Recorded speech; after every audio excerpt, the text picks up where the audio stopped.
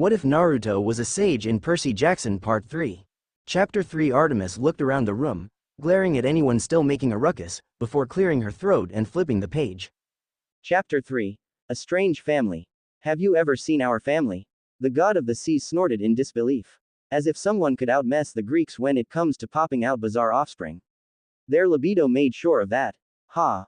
Unfortunately, I have to agree, the queen groused, reminding herself that she might as well be ruling a menagerie. Rhea pouted. So what if her family was a lot more unconventional than normal ones? More babies meant more cheeks to pinch and bellies to fill, after all. The Jade Emperor kneeled from exhaustion, his features marred with sweat, grime, and ichor. As if through a spell, the comedic vibe that had taken over the room was replaced with a deadly calm. No one said anything. The gods, especially the elder ones, were shocked at the pantheonic threat's disheveled appearance. After all, what manner of monster could bring someone like that to their knees? His once pristine robes were barely held by the seams. His red hair, once expertly coiffed, was now singed and messy. But the most problematic injury seemed to be on his forehead, which was grasped tightly by his left hand as ichor escaped through his fingers. Bah! That's a flesh wound. Don't be a baby about it, the god of war threw his arms up. Athena narrowed her eyes. Unlike her oath of a brother, she understood the significance of the emperor's current state. The deity had a third eye which was a bit more uncommon than most would think, even among their kind. Add to that the rumor that the eye held powerful magic, and the goddess could understand the seriousness of the injury. Likewise, her father seemed laser-focused on the scene, and surprisingly, so were her uncles. His opponent walked towards him, hefting an obsidian-colored bow staff over his shoulder, and stepping over the rubble littering the once magnificent floor of the Jade Palace. Annabeth and her mother both frowned at the destruction. The two loved admiring beautiful architecture, and it was always a pity to see such structures reduced to this. To the side, the god of the forge looked up from his notes at the mention of a weapon. The other man's clothes were in just as much disarray as the deity. Lacerations, wounds, and bruises littered his body, one drenched in dried blood, both golden and red. Even then, he cared little about his appearance and focused on the god. The man stopped before the kneeling redhead, and the latter needn't look up to see the man's cold expression. Well, that's a full 180 from the guy we saw in the last chapter, Apollo muttered. The demigods tensed at the image. This was, definitely a shift from the dorky dad they'd seen in the last chapters. Rhea and Hestia both frowned, finding the look on the man to be jarring. Goes to show what they say about dads having a life before fatherhood. You know, even after a century of fighting, even after all the deaths you've caused, my people, my followers, and my companions, the blond man's eyes briefly flashed a golden color, highlighting his rage, and yet, he stamped it down and looked at the kneeling redhead. Hold a damn minute. A century? Poseidon cried out, eyes widening in surprise. Sure, he's been more informed on the war than the younger gods, but he never truly realized the extent of the damage. I had no idea. His younger brother was in the same boat, pun seriously unintended. This made the Titanomachy's 11 years feel minuscule in comparison. No wonder it was known as the single most significant conflict in history. Mother, you said the world shook when that war occurred. Are you telling us it did constantly for over 100 years? And grandmother remained dormant to it? Hades decided to add in his 2 cents as he scratched his chin with a thoughtful expression. Everyone, once again, turned to the Titaness, who raised her hands in a shrug. This is news to me, she said, surprising many in the room. I only felt the earth shake for a few days, to be honest. I assumed that was how long the war took to conclude, and the croaked one wasn't keen on talking too much about its details outside of his fearmongering, she explained. Just as Artemis attempted to continue again, a deep guttural moan echoed in the hall, abruptly cutting through all the chatter. Everyone turned towards the sound source, only to see a shame-faced Aphrodite, holding one hand to her face, as her lover sat trembling with a hand covering his crotch. Sorry, Ares breathed as he struggled to calm himself. This was just, wow. The love goddess simply muttered something in ancient Greek. Even with everything, it is saddening that it had to come to this, the man intoned, looking down at the kneeling deity who only chuckled mirthlessly. Saddening? Spare me those false platitudes, it would have always come to this, the Jade Emperor snarled. The Titaness winced a tad. She hadn't ever had the misfortune of meeting this Okwang fellow, but the vibe he gave off was somehow worse than her ex's. Would it? I knew about your beliefs, yet I still extended my hand to your brood. Be it in friendship or simply as allies, and you've betrayed my trust, again and again. The man's tone was a contrasting calm to the Emperor's rising ire. The calm was unnerving to the demigods, akin to being in the eye of a hurricane. Side by side? With humanity? With demons? You dare imply our kind would ever stoop so low as to consider you our equals? The deity's face had started to purple in rage, his eyes shimmering dangerously. So he's racist? Percy asked with a large frown. Luke looked downwards in distaste, feeling like he was proven right yet again about the nature of the gods. While I wouldn't say it so bluntly, he seems to hold a supremacist mentality, Artemis sniffed in disgust. I agree, Demeter nodded, but unfortunately, I'm afraid his feelings are more prominent across our kind than one might think, she added with a blank look. Ooh, much more than even you might think. Peaches, the Titaness ignored the goddess's embarrassed squawk while Hades not so subtly snorted from the side. The king and queen, for their part, crossed their arms in silent solidarity. While Zeus and Hera wouldn't voice it for fear of their mother and sister's reactions, they couldn't find fault in the Jade Emperor's words. After all, they were superior beings, a mere indisputable fact. The sage simply smiled pityingly at the fuming man, inadvertently causing his anger to boil even more. I'm not the Lord, Okwang. Even my mercy has its limits, and after what you did to my companions, well, all I can do now is avenge them, the whiskered man began gathering his own energy. Avenge who? Hush, I suppose that will be revealed. Zeus frowned as he caught onto a detail the man had mentioned. The Lord, could he mean the same metaphysical God as the Abrahamic one? Or this one above all fellow? The emperor scoffed, the river godling. The pig? That traitorous nephew of mine? I only did what I should have done the day they turned their backs on my throne. The resident weeb racked his brain for answers. Those descriptions were strangely familiar.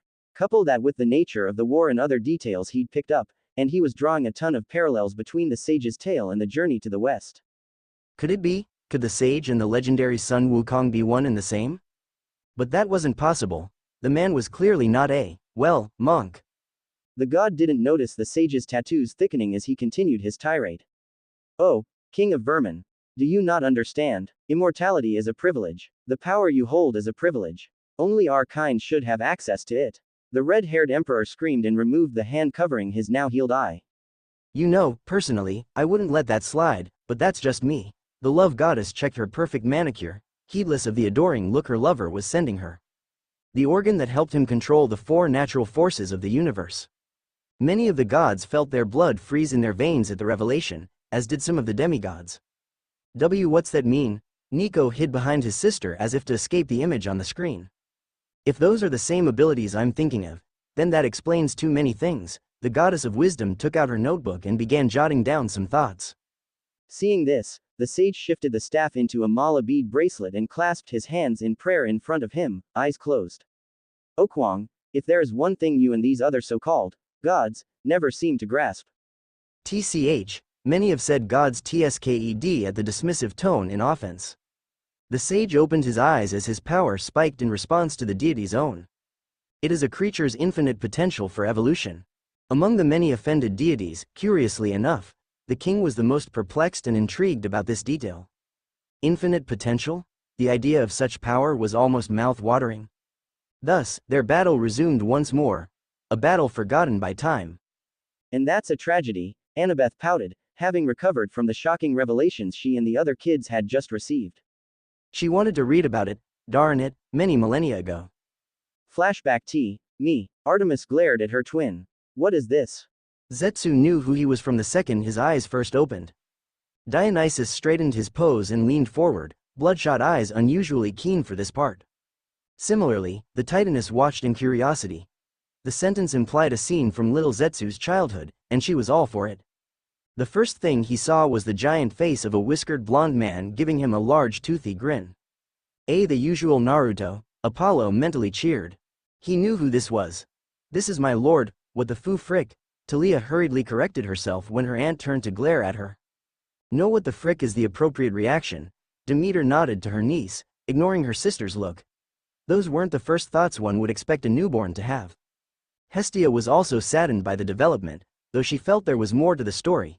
Her musings were put on the back burner as she sensed a spike in negativity from her mother. Said Titaness was visibly struggling to mask her reaction. Eyes wide, face paling and hand blocking a gasp from escaping. Hestia could understand why as well. As much as the goddess loved the innocence of children, she knew her feelings didn't scratch the surface of her mother's own. To see a child, especially a newborn, completely devoid of free will was horrific in ways Hestia couldn't begin to describe. The man's grin did not waver, even as he opened his mouth to speak. "Hey there, little fella," he cooed softly. "What should I name you?" Assuming the question was directed to him, Zetsu automatically gave his response. "I am Zetsu," he said emotionlessly before continuing. "What is my purpose?" Dionysus stared distastefully at the screen. "I thought so, something akin to a servant, no, even worse. A slave. It's like he was born to serve. Or an automaton waiting to be programmed." Hephaestus stroked his beard. Luke had his eyes glued to the screen. Despite the man's attitude in the last few chapters, he refused to believe someone who was that much of a monstrous powerhouse be anything different from the gods that had screwed him over. The scene here was progressively proving him correct. No sane parent would want a slave for a son. Rhea bit the inside of her cheek to prevent any noise from coming out. She had to see this through, even if her heart was throbbing at the scene in pain.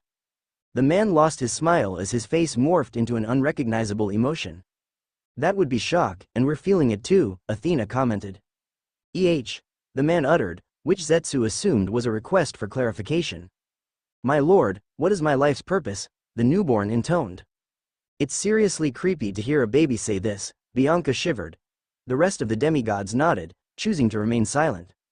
The Titaness took deep breaths. This was hard for her. The man staggered, still holding the little boy. What?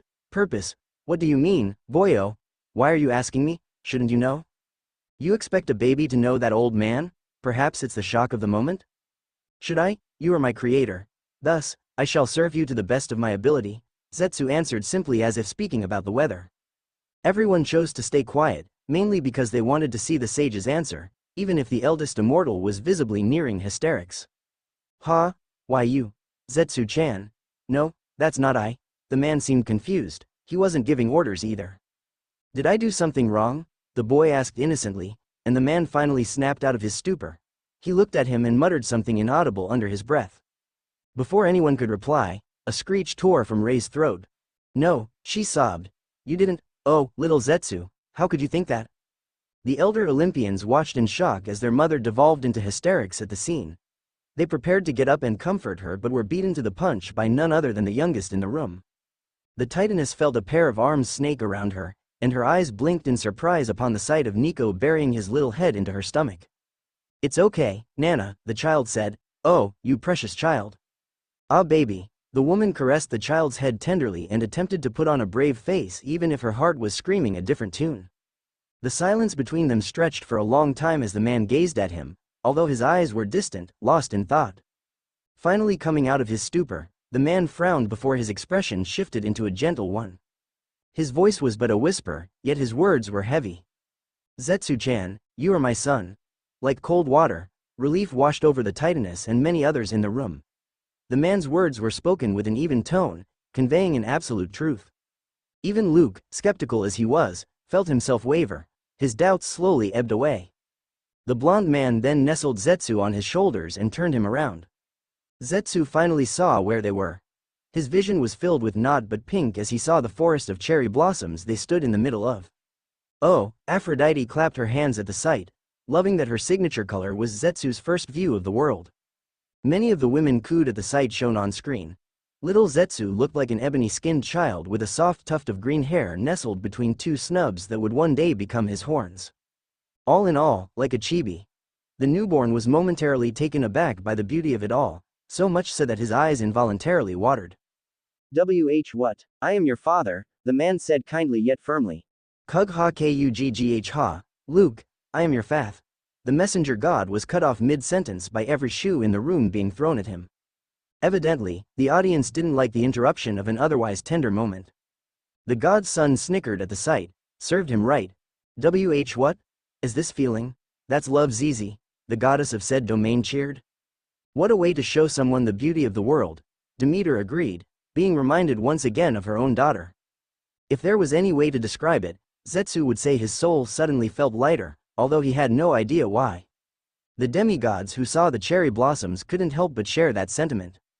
Something about the scene brought peace to their minds. Rei's eyes sparkled at the sight, having never witnessed an genuinely authentic Sakura field in real life. She continued caressing her grandson's head, the boy having fallen asleep due to the comforting aura and the rhythmic massage of his scalp. This beautiful world is yours to explore and to frolic in, grow up to be healthy, strong, and happy, but most importantly, Zetsu-chan. The young Uzumaki was hooked on his masked father's every word. Your purpose is whatever you decide it to be. These words would remain etched into the newborn's soul for the rest of eternity. Comma, sniff. Sunspot, are you crying? Shut up, jarhead. Oh, course I'm MWUT crying. The sun god yelled his denials, even as a stream of tears and snot ran down his face. Oh, you are? This is almost worth sitting through this shit. The god of war cackled, earning the stink eye from the audience. As if you'd appreciate art, you uncultured moron, Apollo yelled back, earning himself more snickers from the violent god. Ah, baby want a bottle? Ria sat there with a smile, hands still running through Nico's raven locks, as she felt her heart calm at the scene, even as her family around her devolved into another bout of bickering. She'd been worried for nothing after all. Bull Run Regional Park in Manassas, Virginia, 7th of June, 2000. And we're back at it aga ow, sis, stop it. Let me read. Zetsu. The annoying voice of his father brought him out of the memory. What, Pops?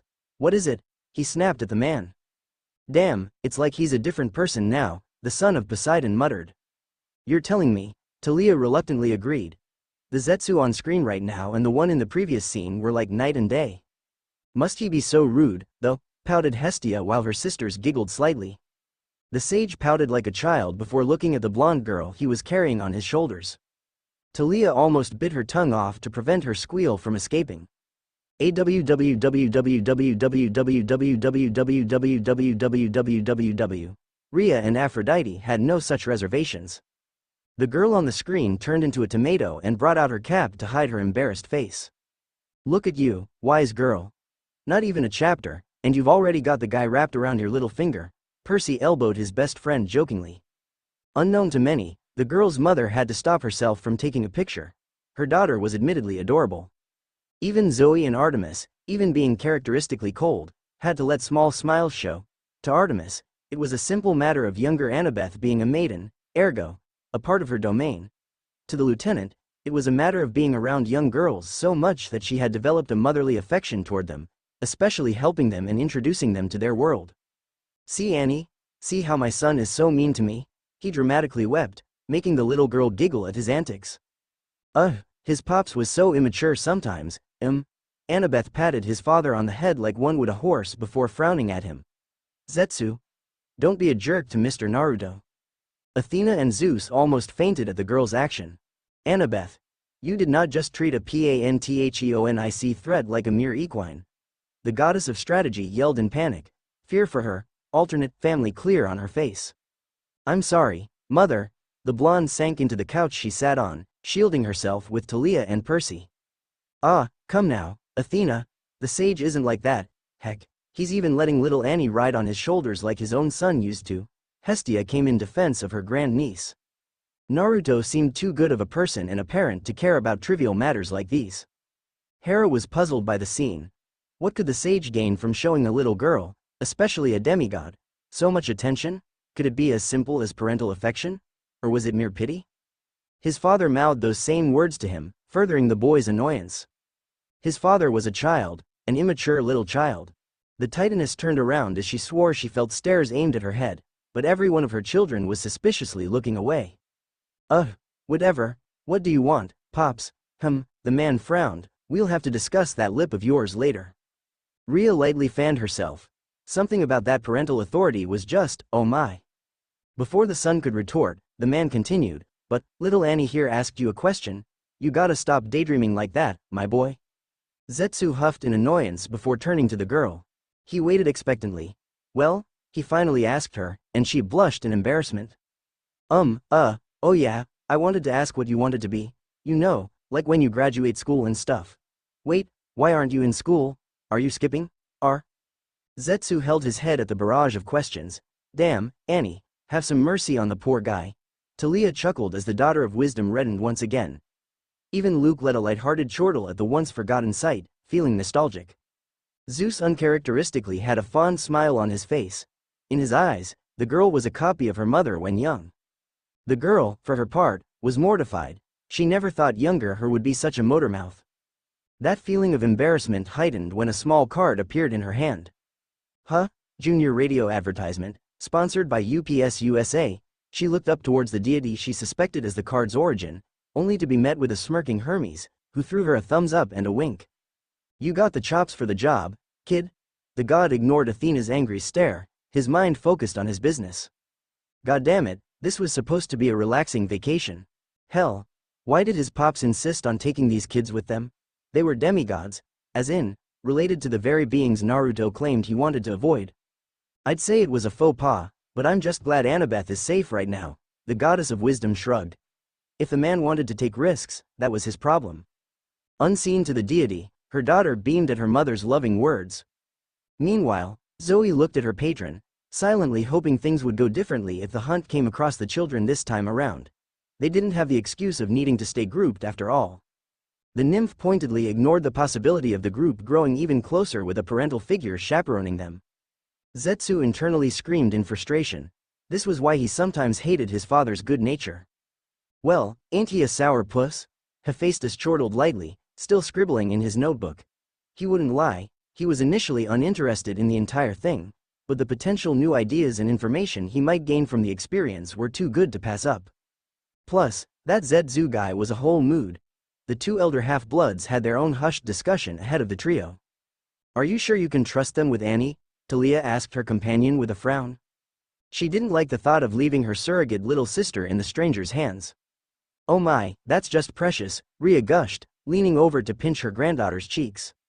Talia squirmed with a blush but daredn't slap the offending limb away, both out of fear of repercussions and because she kinda, sorta, liked the feeling, just a little. Even if it had been all of 1 week since they all met. Percy gave Talia a look. What? She glared back, still rubbing her raw cheek. Nothing, it's just I didn't think you would want to handle kids. Talia flinched, and Percy backtracked. Then again, Tin A Beth was adorable. Not so Tin A Beth squawked in indignation. Exactly, ha ha. You should have seen her swing her little hammer back then, the Ravenette continued despite her surrogate little sister's embarrassment. You two are mean. I don't, but we have to play it cool, Luke answered before adding, and while I think it's still too early to trust them, they haven't shown themselves to have any signs of ill intentions or being monsters in disguise. You mean besides the monstrous strength? The raven-haired girl responded sarcastically. Rhea masked an unladylike snort at the ingenious pun. She didn't buy that bullshit about Mr. Whiskers being a black belt in multiple martial arts or his son being a prodigy. Black belts don't just punch through Cyclops, do they? Apollo raised a finger. I mean, hypothetically, they might be able to. No, disregarding the obvious size difference. Most Cyclops have enough fat on them to take a cannonball. Hephaestus, being familiar with his workers' biology, shot down the sun god's suggestions. But still, it's a thought, a stupid one maybe, the forger shrugged as his half-brother whined. Can we get back to the topic? Artemis snapped. The group encountered several more monsters on their journey, all easily dispatched. If not by the Uzumakis, then by the elder demigods. But that wasn't the problem, however. The issue came with how both father and son were obviously hiding something. Ares scoffed. Well, duh, she couldn't help being suspicious. From pretending to be awed by how tough punching a hellhound's head clean off was to how coincidental their first meeting had been. You know, the god of the underworld drawled, it's honestly a surprise they went undetected as long as they did. It's not like we're monitoring every human's movements, Uncle, Athena replied. Besides, other than their admittedly bad lies, I believe they've done a good enough job so far.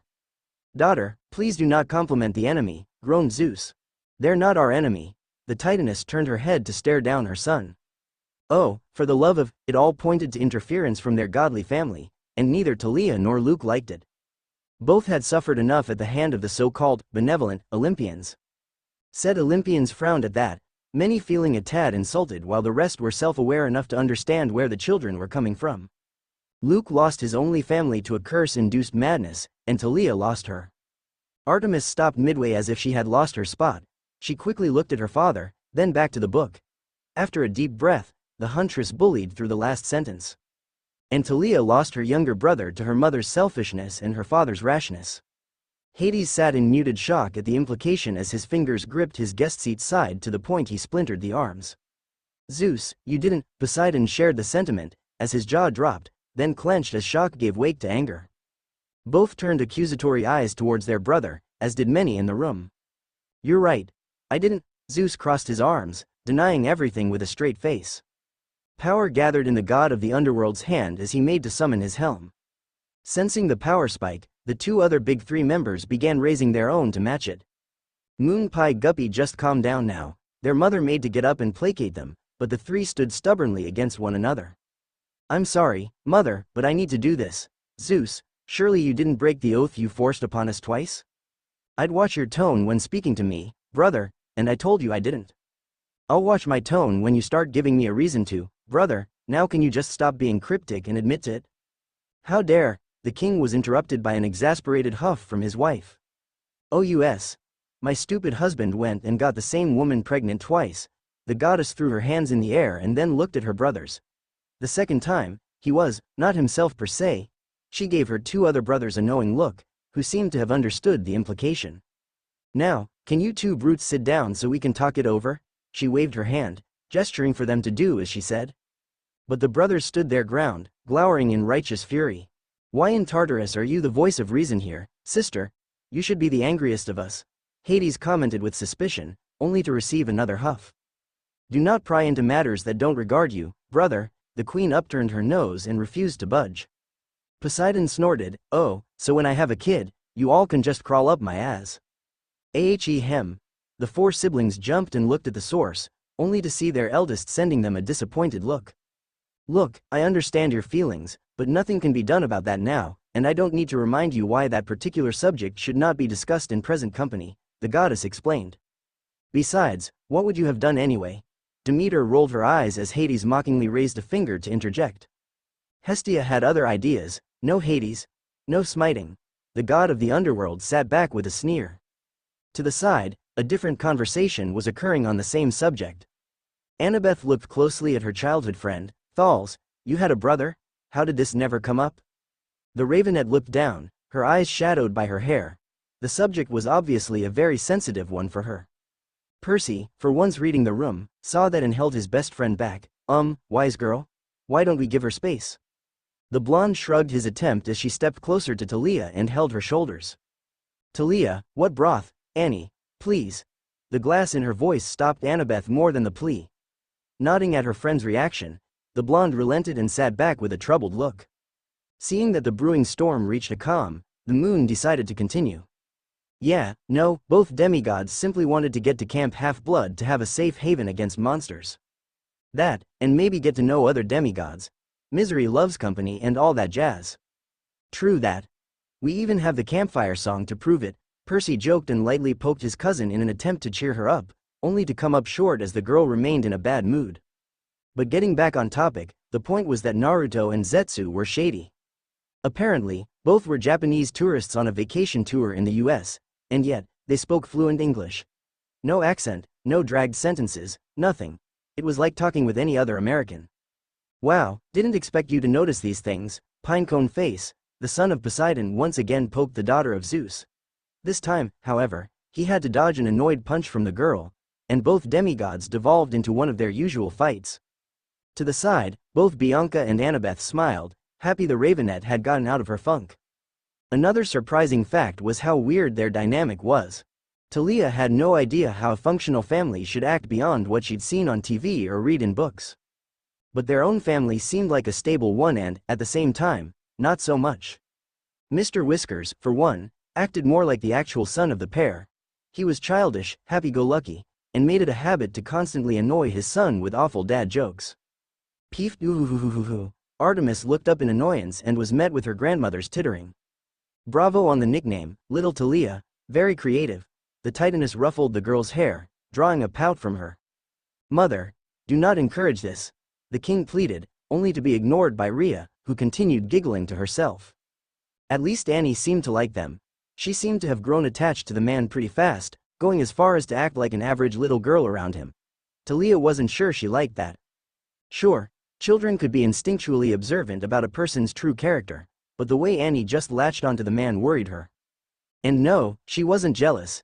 Anyone that says otherwise would meet the sharp end of her spear. "You're jealous. I'm not." "Ah, Thals, the daughter of Zeus was promptly glomped by a grinning Annabeth, who was more than happy to get back at the Ravenet for her earlier teasing. Zetsu was weird in his own way. If his dad had the whiskers, the teen definitely had a cat's grumpy attitude down to a pat. Hermes snorted, seriously, the guy's like an imp version of Garfield. His half-brother chuckled, and the two high-fived each other. She could excuse part of it for being a teenager. She was one too and knew how volatile she could get about the silliest things. Oh good, so you're self-aware, kelp head, I swear to Olympus. Shish, you too, come on, Bianca interjected, having gotten tired of seeing her cousins bicker like children. But the boy's face seemed stuck into either a scowl or a condescending smirk. Well, that wasn't entirely true. She sometimes caught a small smile from him, especially when his dad started either fussing over him or bragging about him. There was also the fact he was brilliant. Maybe that's why he wasn't in school. All Mr. Whiskers said was that Zetsu didn't need school anymore. Early graduation, maybe, or homeschooling. Immortality tends to make ya a bit smarter than most, said Poseidon with a chuckle. Well, you would assume so. And yet, Athena muttered, eyes pointedly looking at her rival before roaming over some choice half-brothers. All the while ignoring a glare from him. Oh, get over yourself. Whatever, she'd continue pondering on the many questions about the pair as she kept an eye on them. But she was sure of one thing, if the two turned out to be legit, she'd stick around them. Maybe ask Mr. Whiskers for some pointers. Hey, having more power against monsters never hurt anybody. You know, it's weird how she and Pops have the same look in their eyes, Apollo commented. I do not, both shouted back, only to huff and similarly cross their arms while everyone around them snickered. Luke was in a similar boat to Talia, although his thoughts were slightly darker. No surprise there, Ares mocked, ignoring the pair of glares he got from the father and son. The teen did not trust the two strangers as far as he could throw them. Everything they did, from their meeting to their feats of strength, only seemed to validate his suspicions. Did his father send them, or someone else?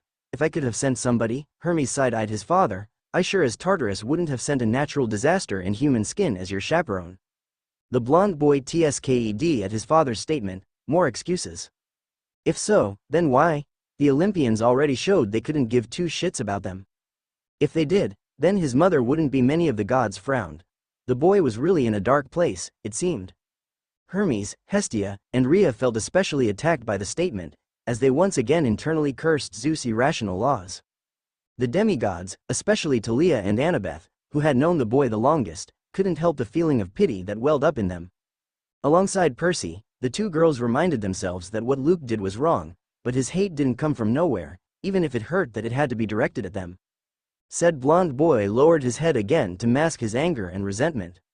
Nope, not gonna venture down that road again, the boy thought, dismissing his dark thoughts before lightly glaring at the back of the blonde duo. He didn't care for the act the larger man was putting on, he wouldn't buy it. The eldest blonde just seemed too tough for a human, no matter what he said about training. He just wanted to get his two fellow demigods to safety for now. He'll think about his future then.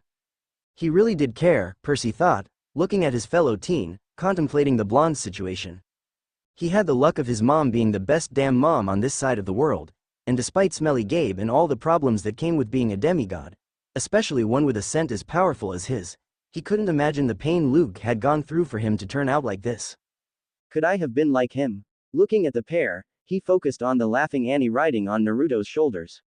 He only agreed to let her do that because he wanted to keep things civil, as he didn't know if the man was prone to anger if denied. He had plenty of experience with that type of person, after all.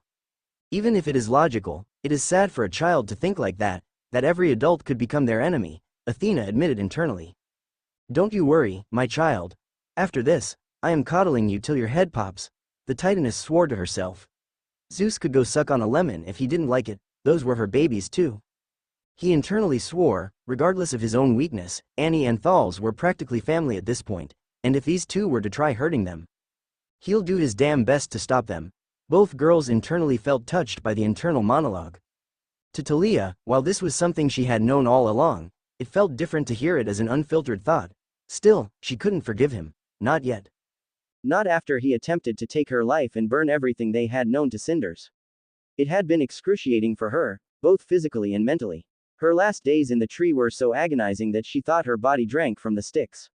Add to that the heart-wrenching revelation that it had been her best friend, the kid she had trusted everything to, who had been the reason for her pain.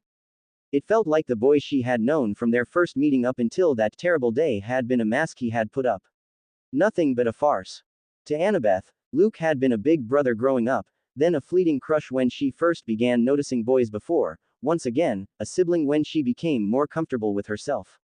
So when his betrayal came to light, it was like she had lost a family member.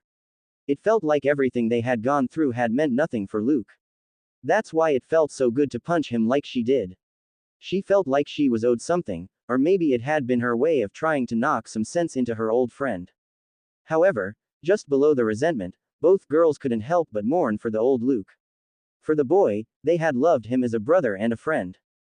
And maybe even deeper inside, there was still a part of them that hoped the boy they knew would return. Annabeth liked Mr. Naruto. Yay. Tin A Beth time. Stop calling me that. She knew she shouldn't, stranger danger, and all.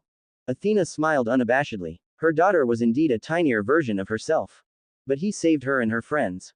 Plus, there was just an air about him that reminded her slightly of her own father, if even better. Mr. Naruto was really kind too, and made lots of good food for her, even giving her piggyback and shoulder rides when she got tired from walking. It was weird that the two didn't have a car, but maybe they just liked camping. I mean, they've probably done a lot of camping, so I guess that's a possibility. Oh Hermes, imagine Zetsu just camouflaging with the plants. I cannot. He has returned to his home, to his brethren, to his kin, to his. Thwap, thwap, shutting up. Artemis put down her bow, wolfish smile stretched all the more. It felt like months since she met the bigger blonde, even though she knew it had barely been 1 week. That might be due to just how much fun she's been having. The entire trip started to feel less like an escape and more like a family trip. Ah, Luke and Talia have become the older siblings she's always wished to have, and even Zetsu was getting there, even if he acted like a grumpy pants when Mr. Naruto told one of his funny jokes. They're not funny. They really aren't. Dionysus rubbed his temples, cursing his sober state. Rhea huffed, vehemently disagreeing. He was smart, though. Like crazy smart. Mr. Naruto said he was a prodigy or something, and Zetsu proved that by always answering the barrage of questions she's had to ask him. Even though he acted annoyed at first, he eventually answered her and sated her curiosity. Who could say no to those chubby cheeks? Hestia cooed as the demigoddess in question reddened again. The girl's mother found it difficult to disagree. Tin A Beth is just so cute, Bianca whispered to Talia, who nodded enthusiastically. Annabeth despaired at the choice of nickname. She had told Mr. Naruto about how she wanted to grow up to be an architect, and the man laughed heartily. Architect? Well, I hope you'll be ready for the challenges ahead. But you're a smart girl, and I know you'll do it. Who knows? You might build the 8th wonder of the world one day. The old man's right, wise girl. Percy grinned at the blonde. You're gonna be big someday, I know it. Ain't that the truth? Talia nodded while throwing a knowing look at her little sister. Annabeth lowered her cap to hide her blush. The girl's mother as well as her great-grandmother both held a proud look. They knew the girl would go far in life. Yeah, Annabeth liked Mr. Naruto. He was a nice man. Even if he did react weirdly when she called him Mr. The elder deities, particularly the women, had an inkling of the issue. The Titaness bit her lips to prevent another squeal from escaping. She loved this. There wasn't much that Naruto had to complain about. Bullshit, Ares scoffed while ignoring his aunt's scathing glares. Moron's practically drawn a bullseye on his back by taking those brats in. He crossed his arms in response to everyone's stares. Don't ya start booing me now. Y'all know I'm right. Sure, this entire thing was risky since avoiding the gods was the whole point of crafting their disguises. Ha, see, Zetsu had given him an earful some time ago about this. Oh, I'd pay to see this, Talia snickered alongside Percy. Something about a 3-foot-tall gremlin verbally roasting a man twice his size was funny. But come on, he couldn't leave these kids to their devices. If their parents were such asses that they couldn't be bothered with protecting their progeny, these kids probably wouldn't have lived long. Well, excuse us for having some civilized laws, you old buffoon. Hera huffed, gathering attention. Although everyone knew she only liked those laws because they ensured her husband's and others' bastard children stayed as far from her as manageably possible. I know, Andy, it's just. Hermes sighed sadly, it wouldn't hurt if the laws were bent a little. He glanced at Luke, who only stared back. The god could guess what his son was thinking, maybe something along the lines of it being too late for apologies, but damn it. Hermes needed to try. Hermes, I told you again and again, no. The king sternly gazed at his son, his expression as stormy as his moniker. My laws are in place for a reason. I will not have you shirking your duties. You will respect them. The sage sure doesn't seem to agree, Apollo muttered, making Zeus turn in his direction with a harsh glare. Apollo, you better watch that tone before you go out and try for the hat trick. Maybe you should. Hush, you two, this is a discussion for later. Hestia silenced them, officially tabling the conflict for now. As much as the protector of the hearth wanted to have this conversation, this was obviously not the way to do it. Hopefully, this will be addressed in the book, and her little brother can finally open his eyes to the hypocrisy lacing these laws. He was the sole holder of the best father ever TM title, and he will die before he besmirches it by abandoning kids needing help. The fathers in the audience pouted. Sure, they were self-aware enough to know they weren't the best examples of parental care, but come on. The guy was just bragging at this point. Sure, the oldest blonde was a bit of emo. Hey, Luke yelped, affronted at the description, only to realize he drew the eyes of the man-hater herself. He looked away in fear of dismemberment, or worse, being turned into a deer.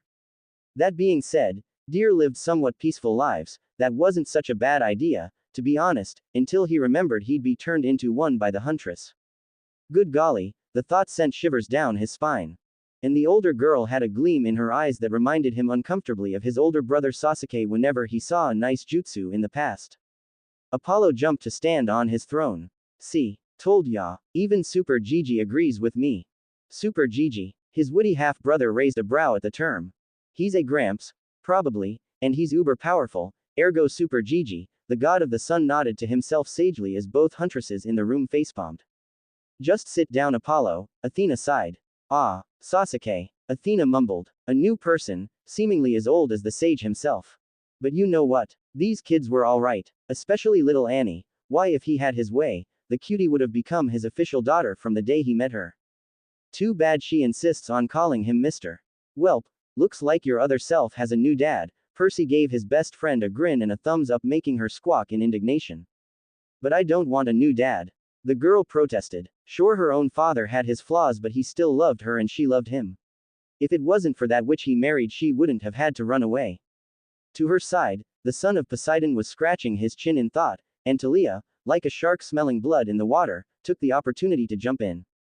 How about a grandpa then? The daughter of Zeus grinned as her friend whined. No, more like great-grandfather if I have anything to say about it, the Titaness thought with a subtle lick of her lips, only caught by the goddess of love. Aphrodite jumped in excitement. Another ship, what was she gonna call it? Something classic like meshing their names together. Like Naruto, Naru Ria. M and DILF. Oh, the thought of getting sandwiched by those two. Aphrodite mirrored the Titaness and licked her lips as well. Not everyone was being positive, however, as evidenced by Athena paling visibly at the thought of someone, especially such an infamous being, taking away her little Annabeth. She was progressively getting more worried for her daughter, as her brain had already conjured countless disastrous scenarios that could follow. Other than her family, and herself surely overreacting to the sage's presence, there was the thought of the man attracting other powerful beings to their territory, be it friends or foes. In the center of the throne room, the queen crossed her arms and huffed. It doesn't befit the powerful to pick up random riff-raff. Her comment generated several harsh looks, especially her mother, who made a mental note to discipline her later. Hephaestus snorted. Yeah, you usually just toss him off. His statement bore a glare from Hera. How much longer would her son hold that brief lapse of judgment over her head? Damn, welp, nothing he could do about it for now. Just got a soldier on to that camp the kids kept whispering about. And maybe see if he could find some ramen around here, or maybe make it. He did spot a small field of wild foxtail millet a while back. Demeter perked up at the mention of the grain. While she wouldn't have chosen ramen as a good meal, she would not say no to some good natural and cereal-based dish. The sage would get bonus point if he used more vegetables though, those kids sure needed it. Artemis stopped, getting some raised brows. Wait, that's the end of the chapter. Apollo thought incredulously, as he leaned over Zoe to look at the book, getting a grunt of displeasure from the huntress and a murderous look from his twin. Who ends a chapter like that? The god complained, but then shrugged. Whatever, gimme, I wanna read next. He reached for the book. Artemis internally debated on whether to give it to him so as to send him away or shove it in his teeth. A glare from her aunt was enough to make her sigh and hand the book to her brother without a fuss. Rhea clapped in excitement. Oh, this story was amazing to her. She couldn't wait for more. She could only imagine what other cute scenes were ahead. Perhaps even some drama and romance sprinkled in. Her train of thought was interrupted as a pair of lights shined in the room, blinding all but Apollo for obvious reasons. The gods collectively tensed, preparing for potential danger, perhaps even the sage paying them a visit. The demigods reflexively averted their eyes, with Nico stirring in his grandmother's lap, but not waking up. Everyone waited with bated breath for the intruder's reveal, as the light died down. Ha, what the yomi is this? Who's the dead motherfucker who did this? Was it you assholes? Snarled an amethyst-eyed woman. Soft Asian features only marred by her angry grimace and the bulging veins on her face, as she pointed a glowing katana at the gods. Oh, are we gonna fight? Vamonos. A brawny but gorgeous lady jumped on both feet, her fists already raised and a savage grin on her face. The Greeks felt their eyes almost pop out of their sockets at the two visions of beauty, or as many already sensed it, the two goddesses. Said deities turned to each other and blinked. Huh, sis. What you doin' here? The first woman asked, instantly calming down but retaining her brash tone. Oh, Amma, the other replied, looking like an excited puppy as she raised her arms in greeting. The two then glanced at the screen only to do a double take at the sage's appearance. Papa, Pepito. This time, the Greeks, especially a jittery Zeus, could not mask their shock. Fought. The end.